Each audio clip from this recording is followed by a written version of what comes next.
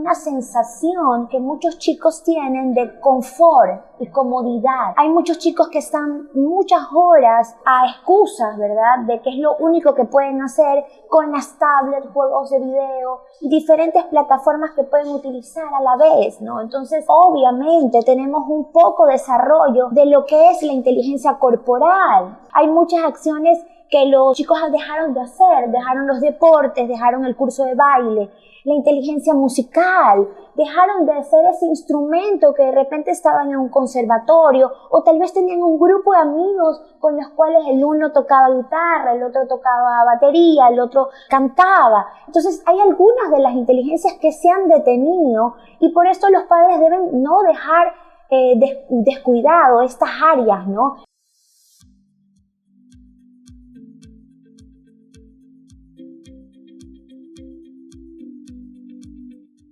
Hola, ¿qué tal? ¿Cómo está la estimadísima comunidad de Escuela para Padres? Para mí un gran placer estar de nuevo con ustedes y también acompañada como lo estoy hoy, como es la compañía de la doctora Vallas. La doctora Vallas es psicóloga clínica, magíster. Bienvenida, doctora. Muchas gracias, Melissa. Contenta de estar aquí con ustedes. Queremos hablar, doctora, acerca de una teoría que estamos viendo mucho a través de las redes sociales y también a través de las propuestas de muchos colegios que nos hablan acerca de la teoría de las inteligencias múltiples. Pero más allá de verlo como una teoría como tal, queremos saber en el sentido práctico, como papás, ¿para qué me sirve saber qué son la teoría de las inteligencias múltiples? ¿Qué provecho tiene en la vida familiar, no solamente en la vida académica? Porque nuestros hijos son nuestros hijos todos los días en la casa, en la calle y por donde vamos. Entonces, quizás empezar por el principio, ¿qué son la teoría o qué es la teoría de las inteligencias múltiples? Sí, bueno, la teoría de las inteligencias múltiples, Melissa, es súper interesante porque abarca las capacidades con las que nacemos. Inteligencias múltiples habla de 8 inteligencias. Esto fue una investigación que hizo un psicólogo, ¿verdad?, en base a un grupo, en donde hizo esta distinción, ¿sí? Entonces tenemos que entender los papitos que todos los chicos, nuestros hijos, son resultado obviamente de toda nuestra influencia y de un sinnúmero de estímulos que nosotros generamos y generan los ambientes del que está alrededor. Entonces, para aterrizar, las inteligencias múltiples están desarrolladas según las capacidades que nace nuestro hijo y que favorecemos con las acciones y estímulos que provocamos en ellos. Claro, doctora. Y por ejemplo, durante el aislamiento, todos hemos visto que hay consecuencias en nuestros hijos derivadas de la falta de socialización presencial, derivadas de la exposición a la pantalla constante. Ya de alguna manera es difícil sacarlos de ahí. Entonces nos preguntamos si esas inteligencias que de manera nata tienen nuestros hijos pudiesen estarse obstruyendo por la exposición o por el tipo de vida que hemos venido llevando durante estos 2 años recientes. Totalmente. Si lo analizamos, Melissa, una sensación que muchos chicos tienen de confort y comodidad. Hay muchos chicos que están muchas horas a excusas, ¿verdad?, de que es lo único que pueden hacer con las tablets, juegos de video y diferentes plataformas que pueden utilizar a la vez, ¿no? Entonces, obviamente, tenemos un poco de desarrollo de lo que es la inteligencia corporal o sinestésica, ¿no? Hay muchas acciones que los chicos dejaron de hacer, dejaron los deportes, dejaron el curso de baile, la inteligencia musical, dejaron de hacer ese instrumento que de repente estaban en un conservatorio o tal vez tenían un grupo de amigos con los cuales el uno tocaba guitarra, el otro tocaba batería, el otro cantaba. Entonces hay algunas de las inteligencias que se han detenido y por esto los padres deben no dejar descuidado estas áreas, ¿no? Y tener conciencia de cuáles son, ayuda, porque en el día a día están actuando todo el tiempo, todas a la vez, ¿no? Y las combinaciones de estas inteligencias lo hace obviamente un grado de personalizar, porque cada niño y cada sujeto crece y se desarrolla en un ambiente diferente. Claro, y desde ese punto de vista, estas teorías nos invitan a personalizar la educación, porque cada individuo es un universo distinto. ¿Usted cree que eso sea posible en el aula de clase? Pero realmente hemos tomado y hay instituciones ya que han podido captar este desarrollar de las inteligencias, ¿no?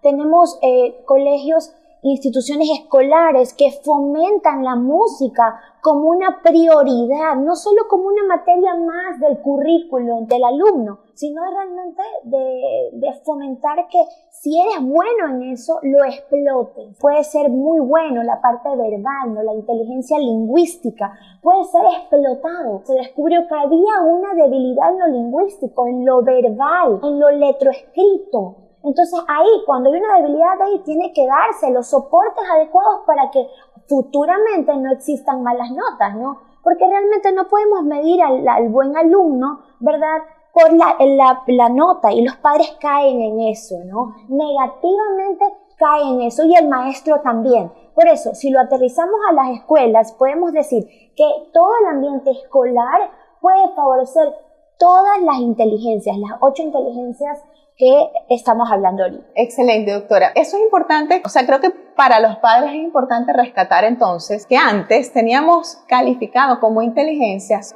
mientras que esta teoría propone que inteligencias son también destrezas, es decir, si tu hijo tiene destrezas deportivas, él tiene un tipo de inteligencia dominante. Entonces tal vez nos invita también a valorar ese universo que tenemos en cada hijo.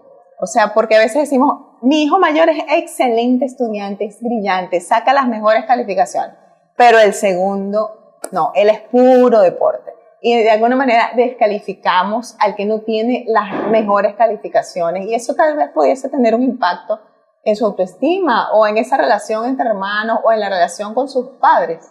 Totalmente, a lo que te refieres, si uno lo analiza, ¿cómo se mide el nivel intelectual? ¿Cómo se mide la inteligencia? Obviamente hay test, ¿verdad?, que están enfocados a poder determinar cuál es tu IQ, coeficiente intelectual. Pero muchos de estos tests apuntan a la parte lógica matemática. Entonces no están midiendo las otras inteligencias que funcionan a la par en un sujeto. Entonces, hasta esos test han tenido que tener ciertos cambios para poder valorar realmente el nivel intelectual, en este caso del sujeto que está siendo valorado, ¿no? Entonces, qué importante lo que acabaste de mencionar, Melissa, porque los padres tienen que saber tener una posición de análisis, ¿no?, de lo que generan en sus hijos, comparando a los hermanos. Y si lo vamos y lo llevamos a mi práctica clínica, ¿verdad?, a lo que yo me dedico como terapeuta familiar, ubico a muchos jóvenes que fueron comparados con sus hermanos, con sus diferentes, digamos, habilidades y destrezas, y que generaron en ellos una contienda, una rivalidad entre hermanos, y lo que no ayuda obviamente a su inteligencia interpersonal, porque no ayuda a esa parte de comprensión entre los pares y la empatía que tiene que haber, ya sea con tus familiares o con tus pares en el colegio. Entonces incide mucho este lugar en donde ubican los padres a sus hijos.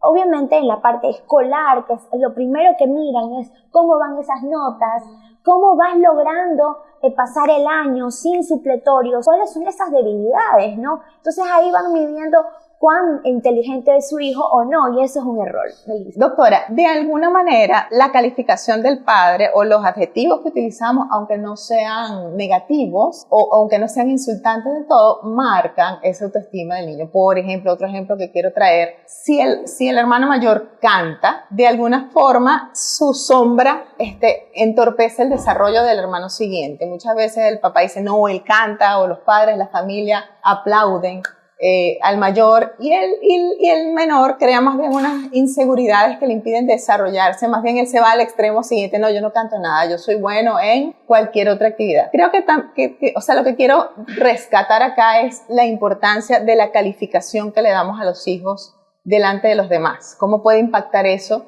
en su autoestima y en su autocriterio? Claro, ahí estamos hablando de un equívoco, ¿sí? Los padres tienen esta, digamos, tendencia, ¿no?, a sobrevalorar al hijo que tiene tal o cual cualidad o destreza desarrollada porque es uno de sus intereses, el talento. El talento, estos padres aclaman y celebran, ¿verdad?, a estos hijos que desarrollan esos talentos.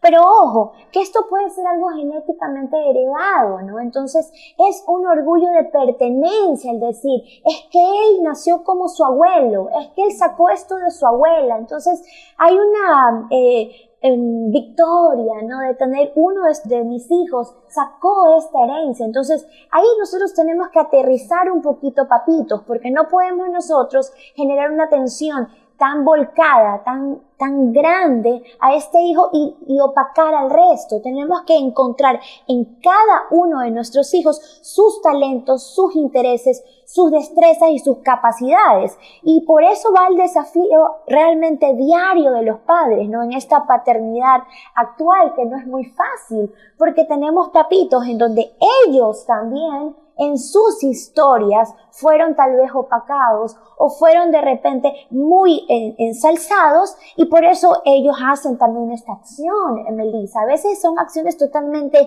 inconscientes, pero que sea detectado oportunamente va a ayudar que tu hijo se desarrolle, tanto el mayor como el segundo, como el tercero y como el más chiquito, ¿no? Que tomen esta capacidad de poder captar en cada uno sus destrezas y sus talentos, y por qué no, estas debilidades fortalecerlas también. ¿Y qué sería lo correcto? ¿Sería fortalecer sus capacidades dominantes o fortalecer sus capacidades más débiles? O sea, las teorías van dirigidas a explotar lo que el niño trae brillando de por sí, o al contrario, a rescatar las que tiene menos desarrolladas. La realidad, Melissa, es que necesitamos tener un equilibrio. Para tener un equilibrio nosotros tenemos que funcionar en todas estas inteligencias. De repente no en el mismo potencial, porque la realidad es que nacemos hasta genéticamente con una herencia en donde va a haber una de estas tal vez más desarrollada, la musical, y tal vez otra en menos grado. Pero no podemos separarlas, porque no podemos decir que una inteligencia intrapersonal no va a ser una cualidad. Por lo general, la inteligencia interpersonal y la intrapersonal son dos que están muy de la mano y están en sujetos que a futuro se desarrollan con la capacidad empática de poder entender al otro. Por eso escuchamos a los coaching, a los trabajadores sociales, a los que tienen este don, obviamente el psicólogo clínico, el terapeuta familiar. Y obviamente ¿qué habilidad tenemos ahí o qué inteligencia está explotada? La lingüística. Porque de manera verbal hay esa capacidad de comunicar y transmitir, ¿verdad? Para poder sanar. Entonces, ¿por qué tenemos que nosotros tener conciencia de estas inteligencias, verdad? Es porque los padres o los sujetos tenemos que ayudarnos a desarrollarlas y potencializar las que tenemos débiles. Por supuesto que sí, porque tenemos que funcionar en una sociedad en donde estamos en contacto con personas que nos ponen a prueba, ¿sí? Con el contacto de personas muy distintas a nosotros. Hay personas que dicen, no, yo soy de un círculo muy cerrado. Yo estoy muy tranquila con este tipo de personas. Pero la realidad del mundo de hoy es que necesitamos, hasta para la parte laboral, tener conexiones y saber conectar. Entonces, para responder tu pregunta, Melissa, tenemos que realmente dar una importancia a todas las inteligencias y sí, obviamente, fijarnos en cuáles son nuestras inteligencias débiles para fortalecerlas y para lograr, obviamente, un equilibrio, porque si nosotros fortalecemos las inteligencias en las cuales nacemos con ese don o con esa destreza mucho más desarrollada, esa capacidad, si nosotros tenemos obviamente obviamente la vamos a potencializar y es la que más utilizamos, porque hacia allá van nuestros intereses y nuestra elección de carrera o de profesión o de negocio o lo que nos desarrollemos. Pero la realidad es que tenemos que trabajar en todas. Excelente, doctora. Estimados papitos y mamitas, gracias una vez más por acompañarnos. Para mí importante como mamá destacar que siempre recobra en este tipo de entrevistas una importancia invaluable esa conexión emocional con nuestros hijos. Ese amor, ese abrazo y esa firmeza. Creo que el amor no solamente es consentir, sino también educar con firmeza. Entonces, gracias, doctora, por su participación. Maravillosa entrevista. No me queda más que agradecerles. Y ustedes, papitos en casa, pues todo comentario déjenlo saber para seguir desarrollándonos en esta área y juntos compartir experiencias y enriquecernos mutuamente. Gracias de nuevo. Bendiciones.